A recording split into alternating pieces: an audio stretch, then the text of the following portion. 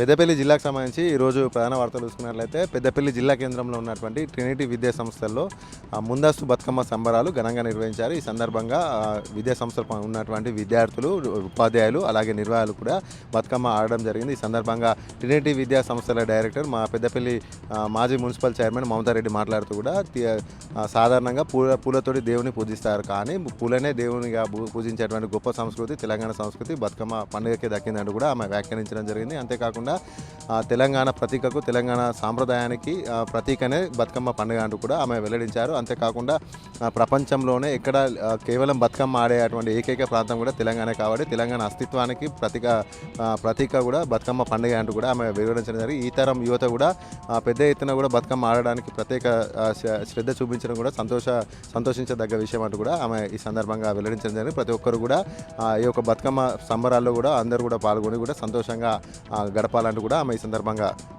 వెల్లడించడం జరిగింది. అలాగే మరొక ప్రధాన వార్త చూసుకున్నట్లయితే పెద్దపల్లి జిల్లా కాల్వ శ్రీరాంపూర్ మండల కేంద్రంలో ఉన్నటువంటి మునీశ్వర ఆలయం, సీతారామ స్వామి ఆలయాల్లో green India challenge coordinator Satish ఆధ్వర్యంలో కూడా జమ్మి చెట్టు నాటడం జరిగింది. ఈ సందర్భంగా green India challenge coordinator Satish మాట్లాడుతూ గ్రీన్ ఇండియా ఛాలెంజ్లో భాగంగా కోట్లాది మొక్కలు నాటి తెలంగాణకు పాటుగా దేశానికి కూడా పచ్చదనం పెంపొందించినటువంటి గొప్ప నాయకుడు జోగినిపల్లి సంతోష్ కుమార్ అంటూ కూడా ఈ సందర్భంగా ఆయన వెల్లడించడం జరిగింది. అలాగే గ్రీన్ ఇండియా ఛాలెంజ్ వ్యవస్థాపకులైనటువంటి జోగినిపల్లి సంతోష్ కుమార్ యొక్క ఆదేశాల మేరకు ప్రతి గ్రామంలో కూడా గుడికో జమ్మి చెట్టు కార్యక్రమం చేపట్టడం జరిగిందంటూ కూడా ఆయన వెల్లడించారు. గుడికో జమ్మి చెట్టులో భాగంగా అంతరించిపోతున్నటువంటి జమ్మి చెట్టును కాపాడే ఒక ముఖ్య ఉద్దేశంతో ప్రతి గ్రామంలో ఉన్నటువంటి ప్రతి ఆలయంలో కూడా జమ్మి చెట్టు నాటే ఒక కార్యక్రమాన్ని చేపట్టడం, ప్రతి ఒక్కరు కూడా దీనిలో భాగస్వాములు అయి కూడా ప్రతి ఒక్క గ్రామంలో ఉన్నటువంటి ప్రతి ఆలయంల వద్ద కూడా జమ్మి చెట్టును నాటాలి, ఇంట్లో కూడా జమ్మి చెట్టు నాటుకోవాలంటూ కూడా అలాగే ఇతర మొక్కలను కూడా నాటి వాటిని సంరక్షించాలి, ప్రతి ఒక్కరు కూడా పర్యావరణాన్ని పరిరక్షించే విధంగా కూడా ప్రతి ఒక్కరు ముందుకు రావాలంటూ కూడా ఈ సందర్భంగా ఆయన వెల్లడించడం జరిగింది.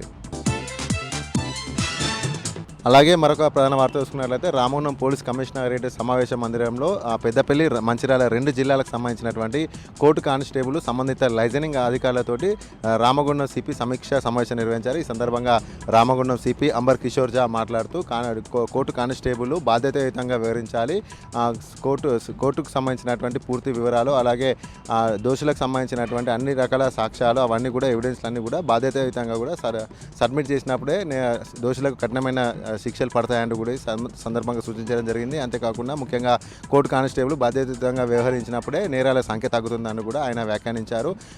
పబ్లిక్ ప్రాసిక్యూటర్కు కోర్టు కానిస్టేబుల్ సహకరిస్తూ సంబంధిత స్టేషన్ హౌస్ అధికారికి కూడా సంబంధిత వివరాలన్నీ కూడా ఎప్పటికప్పుడు కూడా వివరిస్తూ కూడా నేరాలను తగ్గించే విధంగా కూడా కోర్టు కానిస్టేబుల్ పనిచేయాలంటూ కూడా ఈ సందర్భంగా ఆయన సూచించారు. ప్రతి ఒక్కరు కూడా ప్రతి ఒక్క పోలీసు అధికారి, ప్రతి ఒక్క పోలీసు సిబ్బంది కూడా బాధ్యతాయుతంగా నడుచుకున్నప్పుడే సమాజంలో నేరాల సంఖ్య తగ్గుతుంది. కాబట్టి ప్రతి ఒక్కరు కూడా నేరాలను నిరోధించే విధంగా ప్రతి ఒక్కరు పాటుపడాలంటూ కూడా రామగుండం సిపి అంబర్ కిషోర్ జా వెల్లడించడం జరిగింది.